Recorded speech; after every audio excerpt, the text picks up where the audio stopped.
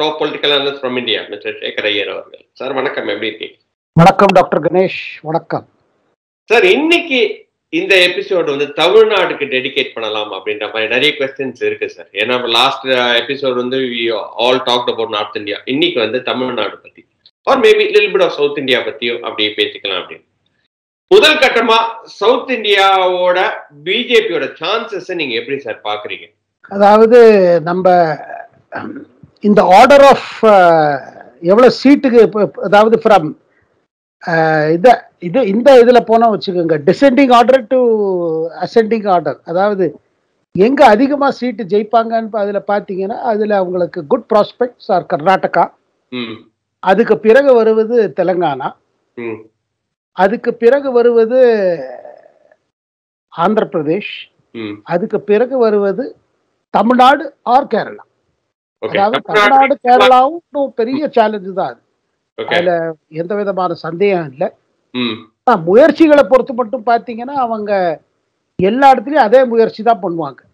தெலுங்கானால ஒரு ஹோப் அதிகமா இருக்குது. காரணம் என்னன்னா போன தடவை அவங்கள்ட்ட 4 சீட், அதாவது இப்ப கரண்ட் இதுல 4 சீட் இருக்குது. அதுல இந்த தடவை தெலுங்கானா சட்டசபை தேர்தல்ல அங்க ஓட்டு அதிகமாச்சு. அதாவது 8%ல இருந்து அவங்களுக்கு இப்ப 14% ஆயிருக்கு. அண்ட் ஒரு அசம்பிளி சீட்டுல இருந்து இப்ப அவங்களுக்கு 8 அசம்பிளி சீட் இருக்குது. ஆனால் தெலுங்கானால அவங்களுக்கு ஒரு கான்பிடன்ஸ் இருக்குது. போன தடவை நம்மளுக்கு 4 கிடைச்சா இந்த தடவை ஒரு 7வது 8வது நம்ம வாய்ப்பு இருக்குது.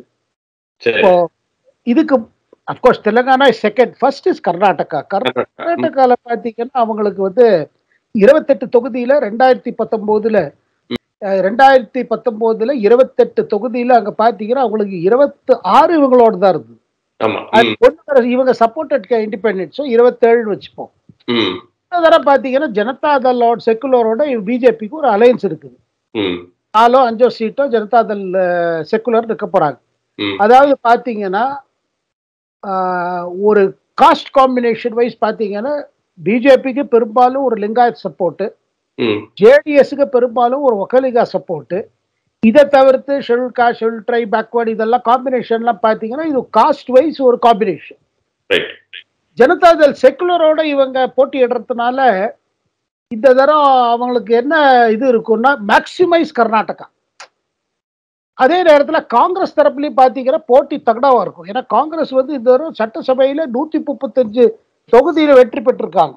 அதுதான் சார் நெக்ஸ்ட் क्वेश्चन இருந்தது. ஏன்னா Congress is really strong in Karnataka right now. But at the same time என்னன்னா பின்ன இப்ப இந்த லிங்காயத்து விட்டு போன தலைவர்கள்லாம் இருக்காங்க பாருங்க, ஜெகதீஷ் ஷெட்டர் அவங்கெல்லாம் திரும்பி வந்துட்டாங்க. எந்த ஃபேக்டர்ஸ் எல்லாம் பிஜேபிக்கு பாதகமா இருந்ததோ கர்நாடகா சட்டசபை தேர்தலில் அதெல்லாம் ஒன்னொன்னா இவங்க அதை கரெக்ட் பண்ணியிருக்காங்க. அதனால இவங்களுக்கு ஸ்டில் ஹோப் என்னன்னா not less than 20 BJP will get out of 20, if not full. அதை தவிர்த்து இந்த பெல்ட் இருக்கு பாருங்க, இப்போ நம்ம மைசூர் பெல்ட், மாண்டியா மைசூர் பெல்ட் பாத்தீங்கன்னா அது ஒக்கலிகா பெல்ட், அந்த இடத்துல they want to maximise it. அதனால இது ஒரு டஃப் எலெக்ஷன் தான். It's a tough election for Congress also. காங்கிரஸ்க்கு எப்படி டஃப் பாத்தீங்கன்னா இப்போ மே மாசத்துல ஆட்சிக்கு வந்தாங்க. ஆட்சி கடந்த 10 மாசத்துல 10-11 மாசத்துல என்ன இம்பாக்ட் இருக்குது? ஆன்டி இன்கம்பன்சி ஃபேக்டர்ஸ், காங்கிரஸ்க்குள்ள இருக்கிற ஒரு உள்பூசல், உள்ள இருக்கிற ஒரு டென்ஷன், டிக்கெட் யாருக்கு தரப்போறாங்க அது ஒண்ணு. 2வது இன்னைக்கு தேசிய லெவலில் காங்கிரஸ் இருக்கிற ஒரு கிரைசிஸ் இருக்கு பாருங்க, அது ஒரு விதமாக கர்நாடகாவில் இருக்கிற காங்கிரஸ் கட்சி மேல ஒரு பாதிப்பு ஏற்படுத்தும். இதெல்லாம் பார்க்கும்போது 2வது கர்நாடகா வருது. இப்போ 3வது இந்த வாட்டி கம்மியா தான் வரும் இல்லையா கர்நாடகால? அப்படிதான் ஆன்டிசிபேட் பண்ண வேண்டியதா. அதுதான் ரியலிஸ்டிக். அதாவது நீங்க ஒரு ரியலிஸ்டிக் அசஸ்மெண்ட் பாத்தீங்கன்னா போன தடவை அவங்களுக்கு 27 கிடைத்ததுதான். But at the same time ஒன்னு டாக்டர் கணேஷ், கர்நாடகால சட்டசபை தேர்தலுக்கும் இந்த பாராளுமன்ற தேர்தலுக்கும் வித்தியாசம் இருக்குது. இன்னொரு விஷயம் என்னன்னா பிரதமருக்கு வந்து பாராளுமன்ற தேர்தலில் அதிக செல்வாக்கு இருக்குது. ஏன்னா இது பார்லிமெண்டரி ஓட்டுன்னு டெல்லி லெவல்லன்னா பிரதமர் மோடி, ராஜஸ்தான்லயும் அப்படிதான். ராஜஸ்தான் பாத்தீங்கன்னா அப்கோர்ஸ் இந்த அசம்பிளியும் அந்த மாதிரி வேற விதமா வந்தது. ஸோ ஓட் ஃபார் மோடின்னு வரும்பொழுது பாத்தீங்கன்னா கர்நாடகாலயும் அதுக்கு பெரிய ஜோஷ் இருக்கும். அதை சித்தராமையாவையிலும் DK சிவகுமாராலும் அவ்வளவு ஈஸியா கவுண்டர் பண்ண முடியாது. அதனால நான் ரியலிஸ்டிக்கா ஒரு 20 ஒரு டார்கெட்டுங்கிறது correct target. But they may be wanting even more. And இது ஒன்னா வந்திருக்கு பாருங்க, இந்த ஒக்கலிங்கா லிங்காயத் காம்பினேஷன் இருக்கு பாருங்க, இதுவே ஒரு 30-32% ஆயிடும். So this will be a BJPக்கு கர்நாடகால their hopes are high definitely and their planning is also very severe. இப்ப நம்ம தெலுங்கானாவை பேசிட்டோம், கர்நாடகா தெலுங்கானா பேசியாச்சு. இப்ப மூன்றாவது வருவது ஆந்திர பிரதேஷ். ஆந்திர பிரதேஷ்ல என்ன நிலைமை பாத்தீங்கன்னா, அங்க ஒன்றும் இப்ப இந்த அலையன்ஸ்ல அவங்க சேர்ந்துட்டாங்க வச்சுக்கோங்க.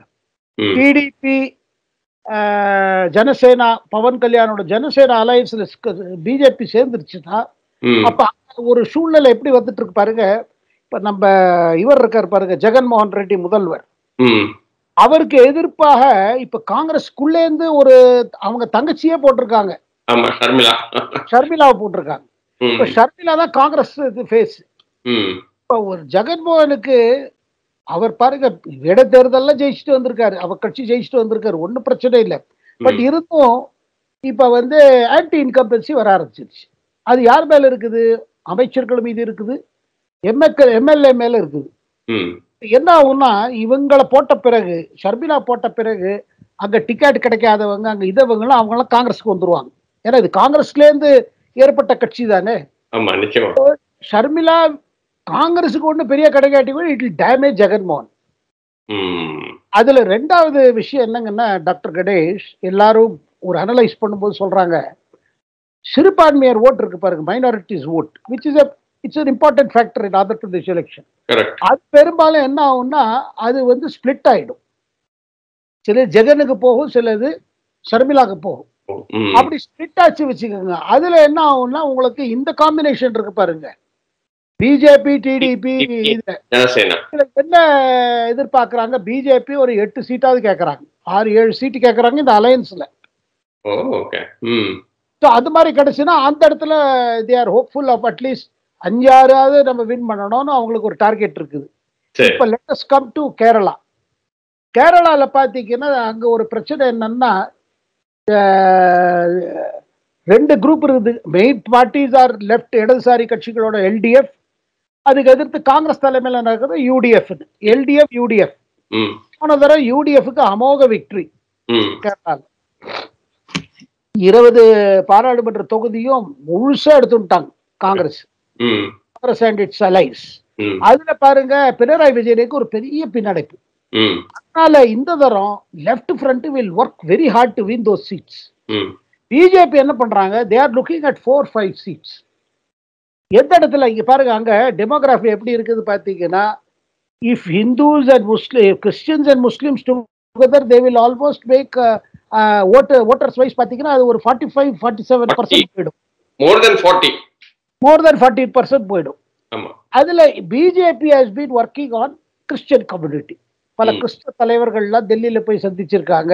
அண்ட் பல கிறிஸ்துவ டினாமினேஷன் இருக்குது கேரளால. அது வேரியஸ் சர்ச் லீடர்ஸ் எல்லாம் பிரதமர், அவங்களுக்கு என்னன்னா they have been traditionally opposed to left. அவங்க இத்தனை நாள they have been looking at UDF as their favorite party.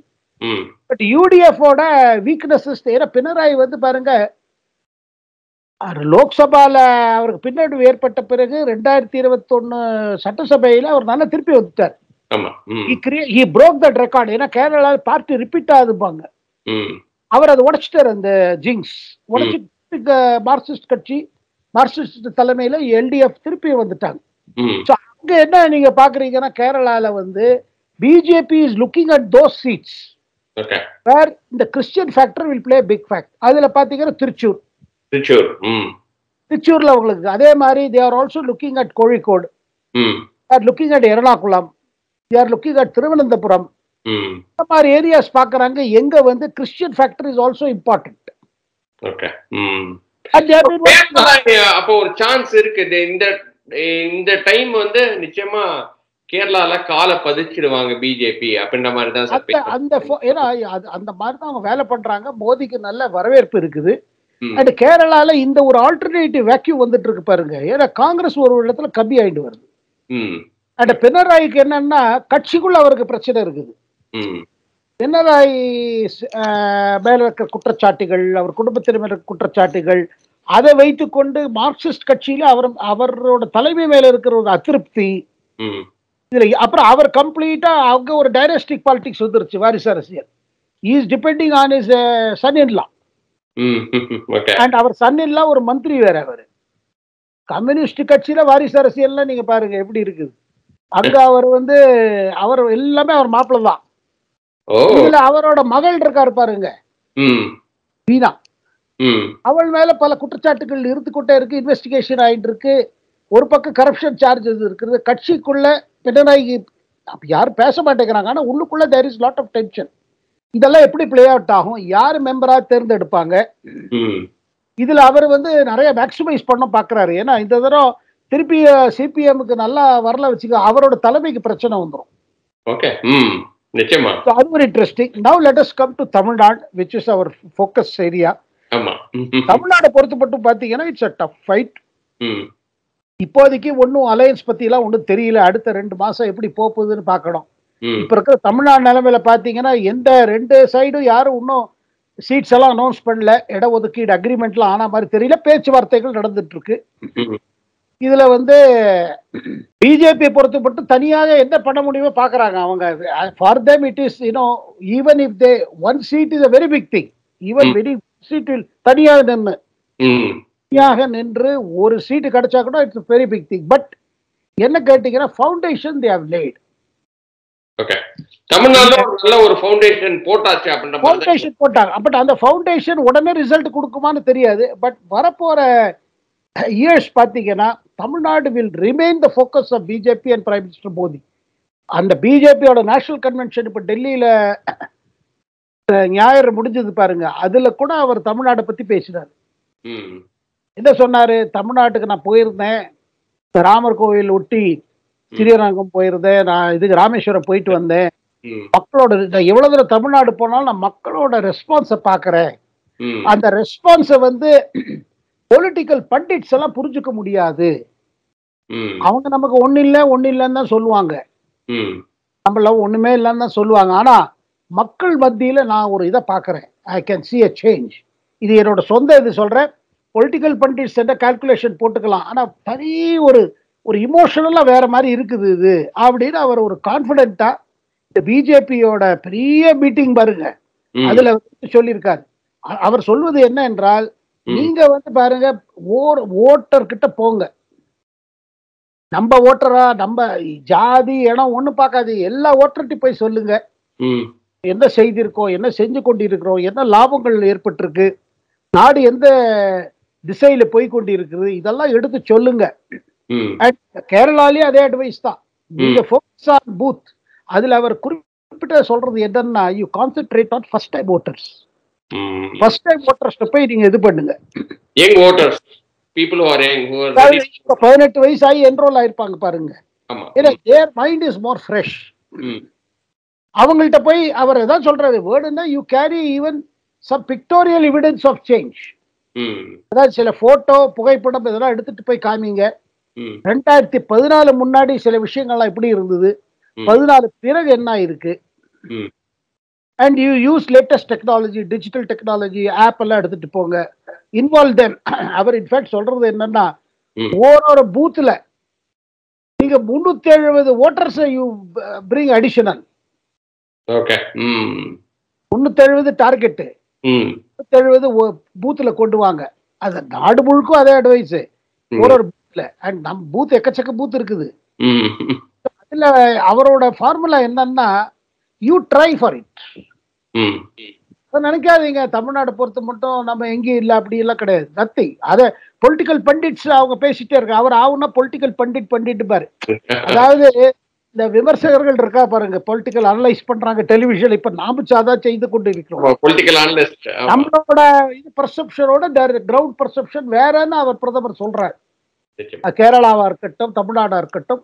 அதனால நம்ம முயற்சி செய்ய வேண்டும் அப்படிங்கறத அவர் நல்லா உற்சாகத்தோட அவர் இது பண்ணி விட்டுருக்காரு, ஒரு இன்ஜெக்ட் பண்ணிருக்காரு கேடருக்குள்ள. ரொம்ப ரொம்ப நன்றி நம்மளோட क्वेश्चंस எல்லாம் ஆன்சர் பண்ணதுக்கு. இன்னொரு வீடியோவில் சந்திக்கிறேன். அதுவரை நன்றி, வணக்கம் சார். வணக்கம் டாக்டர்.